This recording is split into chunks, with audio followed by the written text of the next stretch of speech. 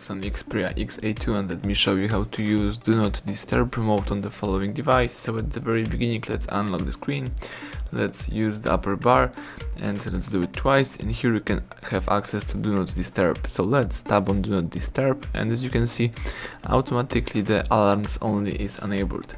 But if you choose the more key right here, this arrow, you can choose one of the following modes. So you can select the total silence, so you can block all sounds and vibrations, and you can also choose the priority only, so you won't be disturbed by sounds and vibrations except from alarms, reminders, events and colors that you specify, or you can choose alarms only right here.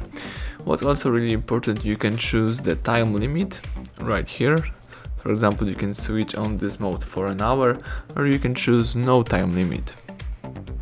So you decide when you would like to disable this mode. Let's tap done. As you can see right here, the icon of Do Not Disturb pops up. If you would like to check some other settings with Do Not Disturb, let's choose apps, find and select the settings. Here you have to scroll down and choose sound, select Do Not Disturb right here. And here you can allow something in priority mode, so you can handle here with reminders, events. You can accept some messages from some favorite contacts, for example. You can do the same thing with the calls, and you can handle with repeat callers. Let's go back. If you would like to, you can also enable the visual disturbance. You can also use the automatic rules to switch on Do Not Disturb automatically every weekend, every weeknight, every event, or you can add some customized rule.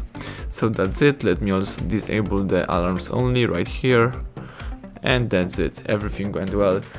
Thank you for watching. Please subscribe our channel, leave thumbs up under the video.